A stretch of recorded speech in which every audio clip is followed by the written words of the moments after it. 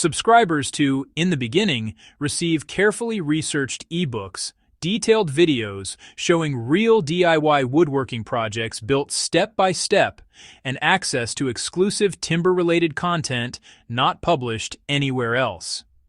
This channel is about understanding wood as a living material, learning from historical builders, and applying knowledge that ensures structures endure far beyond typical expectations.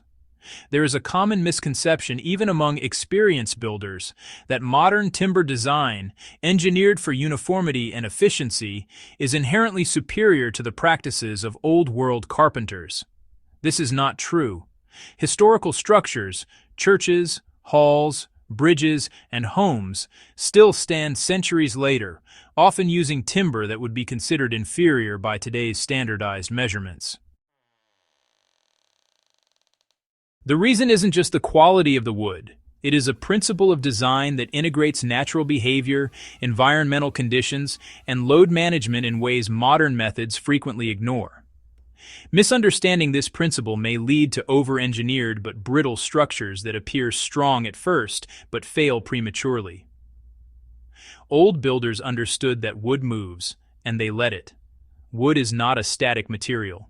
It expands and contracts with moisture, temperature, and time. Traditional carpenters observed this and built structures that accommodated these natural changes rather than forcing timber to remain rigid. This principle influenced every aspect of design: joint layout, beam sizing, post spacing, and roof framing. They recognized that a building is only as strong as the weakest element responding to stress, and by allowing controlled movement, they distributed forces across multiple components.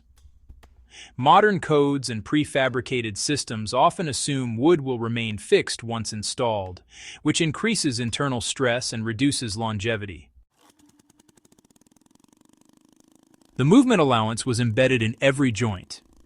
Mortise and tenon, lap, and scarf joints were sized not only for immediate strength, but for future movement. Builders would leave small gaps, taper components, or use wedges to allow seasonal expansion and contraction. The result was a network of connections that absorbed strain instead of concentrating it. Unlike rigid mechanical fasteners, these joints preserved the wood's internal integrity, preventing cracks and splits that modern adhesives or bolts can inadvertently initiate. By designing for movement, old structures could flex under load without failing, a subtle resilience often overlooked in contemporary design. Beam orientation was selected with an eye to both load and natural behavior. Old carpenters knew that a beam's orientation relative to the tree's grain and growth rings mattered.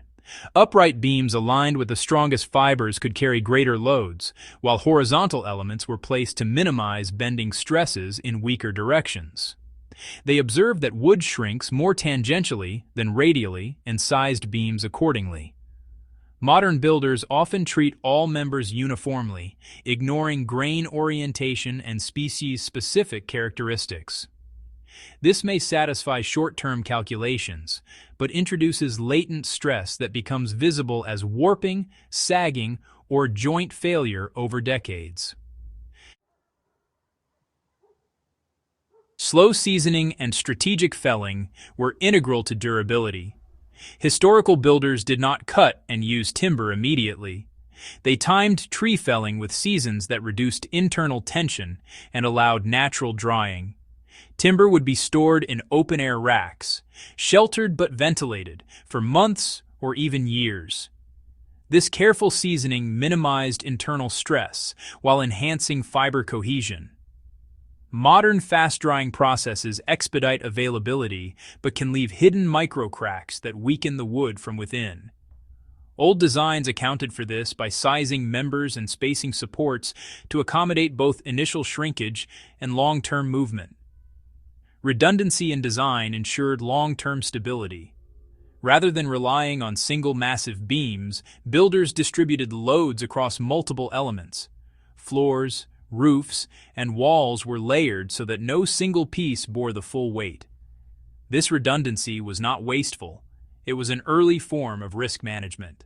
Modern minimalistic approaches, optimized for cost and speed, often lack this protective redundancy. making structures more vulnerable to failure once individual members are compromised. Environmental integration was a key consideration. Old buildings were not designed in isolation from their surroundings. Humidity, temperature fluctuations, sunlight, and even prevailing winds were factored into layout and timber selection. Wood that expanded or contracted with seasonal moisture was given room to do so without imposing stress on adjacent elements. Modern construction methods often use moisture barriers or engineered products to resist movement entirely, which can trap stress and accelerate hidden failures. Joint design and fastener choice reflected an understanding of stress distribution. Nails and metal fasteners, when used indiscriminately, concentrate stress at their points of penetration. Historical carpenters minimized this problem by using joinery that relied on compression, wedges, or wooden pegs. These connections allowed slight movement, distributing load evenly and preventing fracture along the fibers.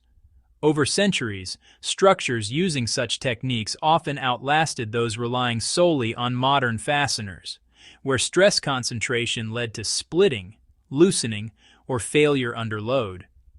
Observation of natural forces guided design decisions. Old builders constantly referenced natural behavior, how timber bends under weight, how moisture shifts in different climates, how wind applies dynamic stress to roofs and walls. Rather than treating wood as a static element, they treated it as part of an ecosystem. Beam sizing, orientation, spacing, and joinery were all calibrated to harmonize with these forces. Modern design may prioritize maximum allowable loads, but it rarely incorporates nuanced adaptation to long-term environmental effects, leaving structures susceptible to slow degradation. Surviving historical structures demonstrate the principle in practice. Centuries-old halls, barns, and bridges reveal consistent design choices that embody this principle.